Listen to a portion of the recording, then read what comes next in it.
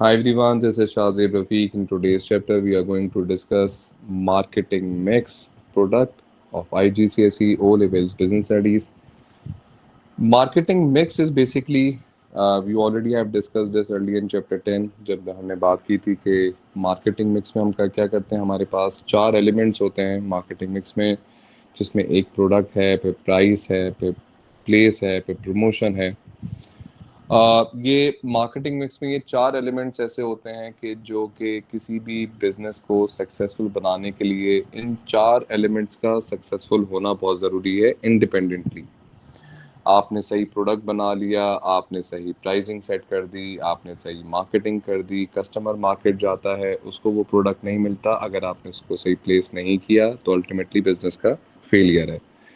इसका मतलब ये है कि मार्केटिंग मिक्स के ये जो चारों एलिमेंट्स हैं, प्रोडक्ट है, प्राइस है, प्लेस है और प्रमोशन है, ये चारों के चारों इक्वली इंपॉर्टेंट हैं। इसमें से कोई एक भी कम इंपॉर्टेंट नहीं हो सकता।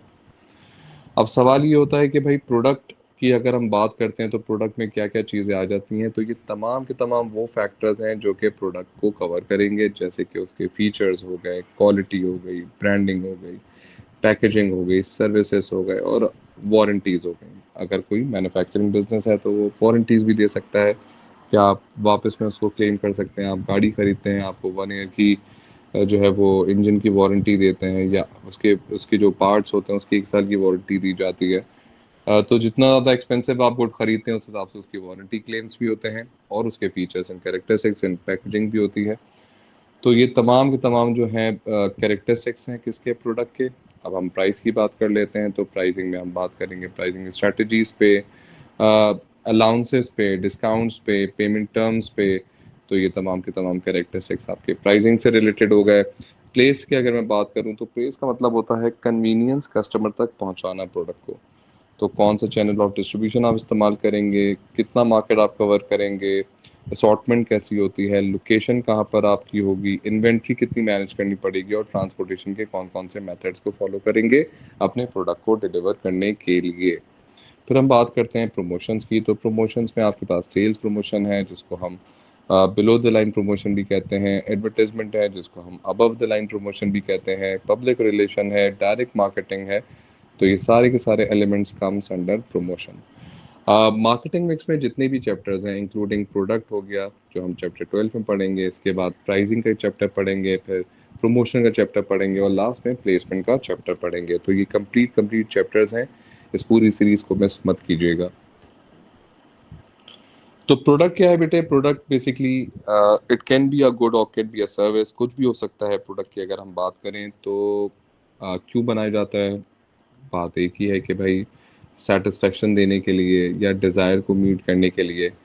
और नीड्स एंड वांट्स को आप सेटिस्फाई करेंगे तो ऑब्वियसली कस्टमर सेटिस्फेक्शन बढ़ेगी, रिपीटेड परचेज होगा, बिजनेस ब्रांड बनेगा और यही बिजनेस का ऑब्जेक्टिव होता है, यही उसका एक ड्रीम भी होता है। यहाँ पर हम साथ साथ बात करेंगे टाइप्स ऑफ प्रोडक्ट की। तो we have 4 types of product: consumer product, consumer services, producer product, producer services. फ़र्क क्या होता है? जब हम बात करते हैं कंज्यूमर गुड्स और प्रोड्यूसर गुड्स, तो कंज्यूमर गुड्स वो गुड्स होते हैं जो कि बिजनेस फाइनल कंज्यूमर के लिए बनाता है। जैसे कि कोई फूड आइटम हो गए, कोई बेकरी प्रोडक्ट्स हो गए, जो एंड यूज़र इस्तेमाल कर रहा है, जिसका ऑब्जेक्टिव आगे उसको सेल करना नहीं है, उससे पैसा कमाना नहीं है, उसको कंज्यूम करना है। तो ये कंज्यूमर गुड्स कहलाते हैं। प्रोड्यूसर गुड्स वो होते हैं जो कि एक बिजनेस दूसरे बिजनेस के लिए बनाता है। प्रोड्यूसर गुड्स की डेफिनेशन हमने, इसको हम कैपिटल गुड्स भी कहते हैं, कैपिटल गुड्स भी कहते हैं, प्रोड्यूसर गुड्स भी कहते हैं। तो एक बिजनेस, ये बिजनेस टू बिजनेस बनता है, एक बिजनेस दूसरे बिजनेस के लिए बनाएगा। Objective is to maximize profit. Services की अगर मैं बात कर लूँ तो फॉर एग्जांपल बैंक्स हैं। बैंक्स का काम क्या है? लोन देना। तो लोन जो है वो दोनों पर्पस के लिए लिया जाता है। एक पर्सनल कंजम्पशन के लिए भी लिया जाता है जिसको हम कंज्यूमर बैंकिंग कहते हैं। पर्सनल कंजम्पशन, मैंने घर बनाना है, गाड़ी लेनी है, तो उसके लिए भी बैंक आपको लोन दे देगा, तो आपके पास कंज्यूमर सर्विस कहलाएगी। वही लोन अगर कोई बिजनेस लेगा किसी कमर्शियल पर्पस के लिए, कमर्शियल पर्पस के लिए जो बिजनेस लोन लेगा, तो ये आपके पास प्रोड्यूसर सर्विसेज हो जाएंगी। प्रोडक्ट को क्या चीज़ सक्सेसफुल बनाती है? तो ये कुछ फैक्टर्स हैं जो कि प्रोडक्ट को सक्सेसफुल बनाने के लिए बहुत इंपॉर्टेंट हैं। बहुत इंपॉर्टेंट से जब मैं बात करता हूँ तो ये उसके करेक्टरिस्टिक्स भी हैं, और कई दफ़ा पास पेपर्स में ये सवाल भी आया है, identify and explain two qualities of a product या two factors that can make a product successful. तो आप उसमें कोई भी दो फैक्टर्स यूज़ कर सकते हैं। डिज़ाइनिंग, अगर कोई मैन्युफैक्चरिंग बिजनेस है तो designing plays a important role. Designing में क्या क्या चीज़ें आ जाती हैं, उसकी रिलायबिलिटी आ जाती है, क्वालिटी आ जाती है, ये कंसिस्टेंट होनी चाहिए। फिर हम बात करते हैं कि capable of stimulating new wants. आप क्या एक दफ़ा प्रोडक्ट बनाकर अगर आपने मार्केट में छोड़ दिया है तो फिर ज़्यादा अरसा कस्टमर आपको याद नहीं रखेंगे। हाँ, उन बिजनेसेस को हमेशा याद रखा जाता है जो कि अपने अंदर चेंजेस लाते रहते हैं, जैसे वी है आईफोन कंटिन्यूसली अपने इतना इम्प्रूवमेंट ला रहा है, उसके फीचर्स में चेंजेस लेकर आ रहा है। सैमसंग है, कंटिन्यूस इम्प्रूवमेंट लेकर आ रहा है, फीचर्स में चेंजेस लेकर आ रहा है, नई वैरायटी मार्केट के अंदर ऑफर करता जा रहा है। तो अगर ये कैपेबिलिटीज़ हैं तो फिर आप एक ब्रांड हैं, अगर नहीं है तो फिर आप नो वन है। आपको आज तो लोग जानते हैं, शायद कल ना जाने। Has something very distinctive features that we call it unique selling point। अगर आपका कुछ यूनिकनेस है जो कि आप बेचना चाह रहे हैं तो that is the success of your product। At the first business to produce new product, introduce new changes in the original product। आप प्रोडक्ट लाइन को भी अपने चेंज कर सकते हैं। You can offer multiple products if you can, if you want, if you have the ability to do this without compromising the first one. But ये आपने जहन में रखना है, not too expensive to produce. Again ये depend करता है कि आप किस मार्केट में जा रहे हैं, नीच मार्केट में जा रहे हैं कि मास में जा रहे हैं। नीच और मास क्या होती हैं, इसको इसको पढ़ने के लिए आप चैप्टर 10 की मेरे लेक्चर्स को वापस गो थ्रू कर सकते हैं। चैप्टर 10 में मैंने बहुत डिटेल में मास मार्केट और नीच मार्केट को डिस्कस किया है। नीच मार्केट हाईली स्पेशलाइज्ड होती हैं, मास मार्केट स्टैंडर्डाइज गुड्स बनाती हैं। तो ये डिपेंड करता है किस मार्केट को कैटर कर रहे हैं। Satisfied and satisfies existing needs and wants.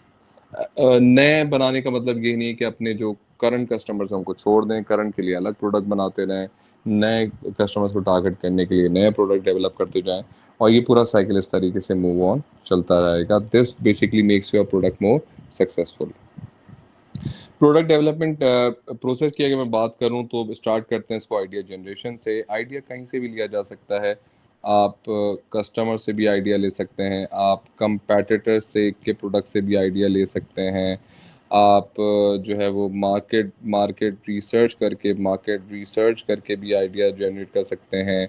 आप अपने करंट एम्प्लॉय से भी आइडिया ले सकते हैं, एम्प्लॉय से भी पूछा जा सकता है कि भाई क्या चीज़ मार्केट में पॉसिबिलिटी है और क्या नहीं है। तो आइडिया जनरेशन आपको वहाँ से मिल जाएगा। तो आपके पास बल्क आइडियाज़ आएंगे, बहुत सारे आएंगे। फिर आप क्या करेंगे, उन आइडिया को स्क्रीन आउट करेंगे, जो मोस्ट रेलेवेंट होगा उसको कंसिडर करेंगे, जो इररेलेवेंट होगा उसको हटा देंगे।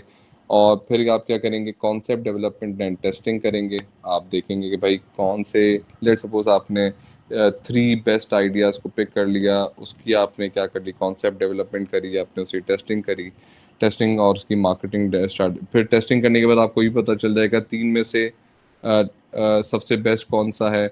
जो बेस्ट वन होगा उसको आप पिक करेंगे, उसकी मार्केटिंग स्ट्रैटेजी बनाएंगे, उसको डेवलपमेंट पे लेके जाएंगे, उसके बिजनेस एनालिसिस, उसके मॉडल को बिजनेस एनालाइज करेंगे, उसके प्रोडक्ट की डेवलपमेंट करेंगे, टेस्ट मार्केटिंग करेंगे।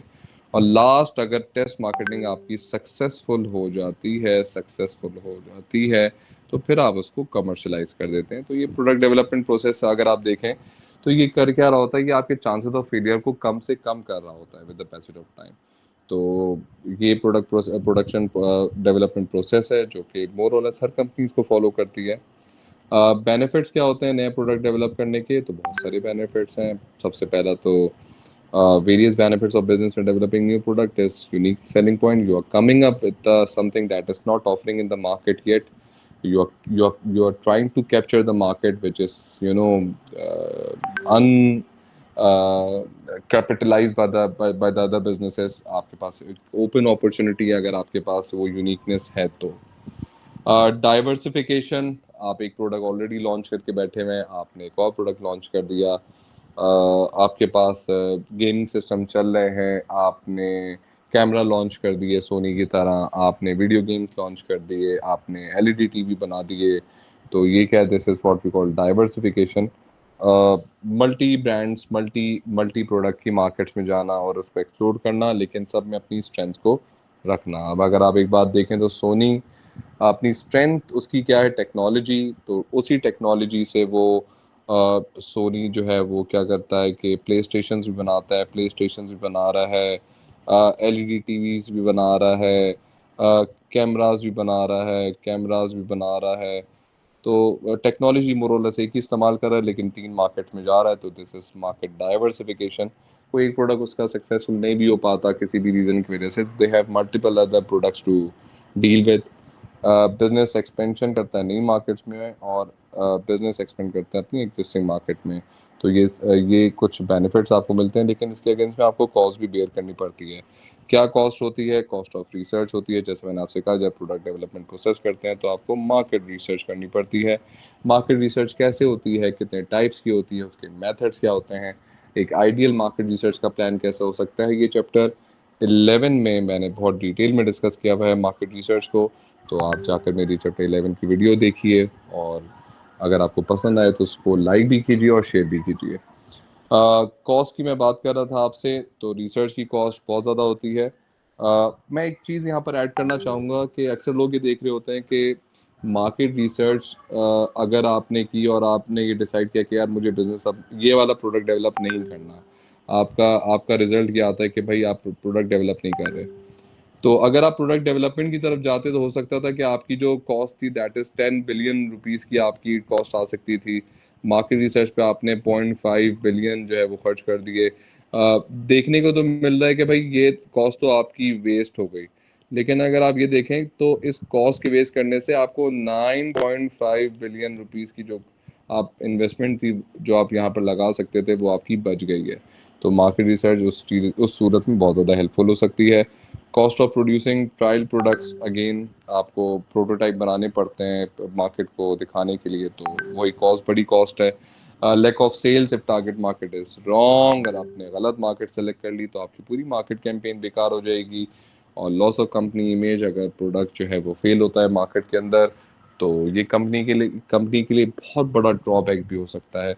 और फिर उसके लिए जो अगले प्रोडक्ट है अगर वो डेवलप करने जाता है तो कस्टमर का ट्रस्ट इतनी जल्दी डेवलप नहीं हो पाता।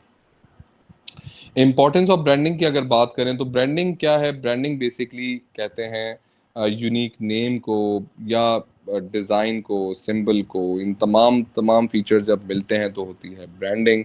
अब आप एक इससे अंदाज़ा करें कि पेप्सी को हर दफ़ा अपना नाम लिखने की ज़रूरत नहीं पड़ती है, बल्कि वो ऐसे करके अपने डिज़ाइन बना लेता है। ये तो थोड़ा सा ऑड हो गया है, थोड़ा सा मैं कोशिश करता हूँ एक अच्छा सा डिज़ाइन बनाने के लिए।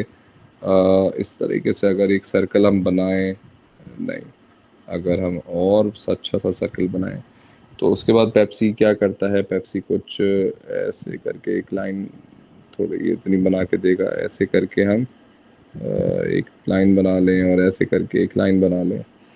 तो इस तरीके से आप पेप्सी की ब्रांडिंग, चलें पेप्सी को छोड़ते हैं, एक और ब्रांडिंग देखते हैं जिसका लोगो कंपैरेटिवली आसान है। वो क्या है ज़रा देखते हैं कि किस तरह का सर्कल हम बना लेते हैं, और एक डॉट बना लेते हैं, और यहाँ से एक लाइन ऐसे बना लेते हैं, एक लाइन ऐसे बना लेते हैं, एक लाइन ऐसे बना लेते हैं। तो ये हमारे लिए क्या बन जाता है, जैसे मर्सिडीज। एक और अच्छा सा हम लोगो बना लेते हैं, जैसे ऐसे करके ऐसे कर लेते हैं, तो ये नाइकी हो जाता है। तो अब आप देखें कि ये जितने भी बड़े ब्रांड्स हैं इनको जो है वो अपना नाम लिखने की ज़रूरत नहीं पड़ती है, बल्कि वो अपने लोगो से ही पहचाने जाते हैं। तो इसको हम कहते हैं ब्रांडिंग। ये होती है ब्रांडिंग। आई होप कि आपको बात समझ आ गई होगी। अगर ब्रांडिंग आपको समझ आती है तो फिर हम बात करते हैं कि ब्रांडिंग होती कैसे है। तो unique name, you come up with the unique name. Unique packaging style, आप जितने भी महंगे परफ्यूम्स देखें, वॉचेस देखें, ब्रांडेड वॉचेस, इनकी पैकेजिंग कितनी ज़बरदस्त होती है। वो ये रॉयल्टी दिखा रही होती है, और वो रॉयल्टी के ही अपनी चार्ज कर रहे होते हैं, तभी उनकी प्राइजेस भी बहुत ज़्यादा हाई होते हैं। आप रोलेक्स ले लें, आप टेक हॉर्ड ले लें, आप कोई भी बड़ा ब्रांड लें जो वॉचेस बेच रहा है, कभी आप उनकी पैकेजिंग देखें, they are very very expensive. Advertisement बहुत ज़्यादा चाहिए होती है, प्राइजेस क्वाइट हाई होते हैं, लेकिन क्वालिटी भी बहुत ज़्यादा होती है। याद रखिएगा कि दो किस्म के कस्टमर होते हैं, एक होता है प्राइस ओरिएंटेड, और एक होता है क्वालिटी ओरिएंटेड। तो जब हम क्वालिटी ओरिएंटेड कस्टमर्स की बात कर रहे होते हैं तो ये कौन से होते हैं? इनके ब्रांड्स के नाम है Louis Vuitton, Louis Vuitton, LOUE, और फिर आपके पास आता है हमारे पास कौन सा है, बर्बरी है। फिर हमारे पास जो है और बहुत सारे कोच है, कोच जो लेदर प्रोडक्ट्स बनाता है। तो फिर ये सारे के सारे हाई एंड ब्रांड्स हैं, हाईली प्राइस्ड हैं, हाई क्वालिटी प्रोडक्ट्स बनाते हैं। ब्रांड इमेज इनका बहुत शानदार है, ब्रांड लॉयल्टी इनकी बहुत ज़बरदस्त है। लॉयल्टी को मैं अगर थोड़ा सा एक्सप्लेन करूँ, लॉयल्टी का मतलब होता है कि जब कस्टमर रिपीटेड परचेज करता है आपके प्रोडक्ट की तो वो ब्रांड लॉयल होता है। और ये क्यों चीज़ें, सब सब चीज़ें क्यों ब्रांड बनती हैं, एक चीज़ में बड़ी इम्पॉर्टेंट है, वो है कंसिस्टेंसी। याद रखिएगा कि बिजनेस कंसिस्टेंट रहे और डिलीवर करता जाए मार्केट के अंदर। ये ब्रांड्स जो आज जिनके बारे में अभी मैंने नाम लिए, ये एक दिन में ब्रांड नहीं बन गए। नाइकी को ऑपरेट करने में अभी तकरीबन 125 ईयर्स हो चुके हैं। तो 125 साल में कई अप्स एंड डाउन्स उसने देखे होंगे, लेकिन वो कंसिस्टेंट रहा अपनी क्वालिटी में और अपने नाम में, तो आज वो नाइकी है। कुछ की डेफिनेशन से बात कर लेते हैं। Unique selling point, special features अगर आपके पास ऐसे हैं जो डिफरेंशिएट कर सकें आपको आपके कंपेटिटर से।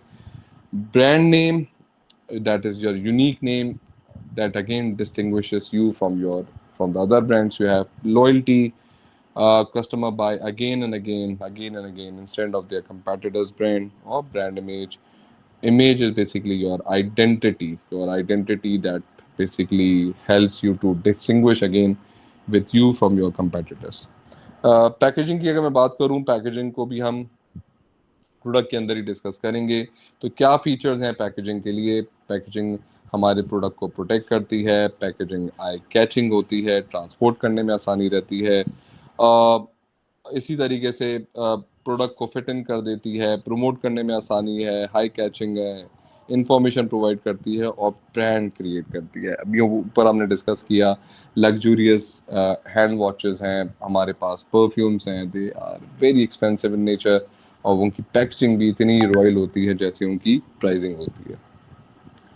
प्रोडक्ट की लाइफ साइकिल से रिलेटेड बात करूं तो this is what we call a product life cycle. एक प्रोडक्ट अपनी लाइफ स्टाइल करता है बिल्कुल स्टार्ट से। ये जो डेवलपमेंट वाला प्रोसेस आप देख रहे हैं, this is the process, product development process. अगर ये सक्सेसफुल हो जाता है तो आप प्रोडक्ट को हम मार्केट में लॉन्च कर देते हैं। तो मार्केट में जब उसको लॉन्च करते हैं तो वो इनिशियली ज़ीरो सेल्स पर होता है। और फिर आप देखेंगे कि ये वाला जो टिनओवर है ना उसका, ये वाला, ये बहुत ही ज़्यादा मुश्किल होता है। अगर आपको याद हो तो ये हमने चैप्टर 5 में हमने ऑब्जेक्टिव्स पढ़े थे, तो ऑब्जेक्टिव्स के साथ मैं इसको कंपेयर कर लेता हूँ। तो इंट्रोडक्शन के टाइम पर जो अपना ऑब्जेक्टिव वो सेट करेगा, दैट इज सर्वाइवल। यानी कि यहाँ पर वो नो प्रॉफिट नो लॉस, ये उसका ऑब्जेक्टिव होगा जो वो सेट करेगा। आप देखेंगे सेल्स टाइम ज़्यादा तेज़ी से बढ़ रहा है, लेकिन आपका जो सेल्स लेवल है ना वो इतना ज़्यादा नहीं है, क्योंकि कस्टमर अभी इतना अवेयर नहीं है आपके प्रोडक्ट के बारे में और कस्टमर आहिस्ता आहिस्ता ट्रस्ट करना शुरू कर रहा है। अगर आप यहाँ से लेकर और यहाँ तक देखेंगे ना तो एक एक्सपोनेंशियल आपको ग्रोथ दिखेगी, एक बहुत बड़ा चेंज आपको दिखेगा। आप देखें यहाँ से लेकर यहाँ तक सेल्स ने एकदम से जो है ना वो बहुत बड़ा चेंज लिया।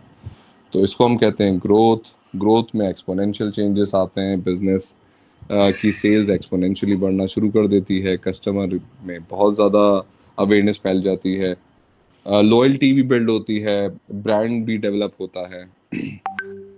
अगर आप ये वाला टाइम पीरियड देखें मेच्योरिटी का, तो अब आपकी सेल्स बढ़ तो रही है लेकिन बहुत ही, आप देखें रेयरली बढ़ रही है, बहुत कम रेट पे बढ़ रही है।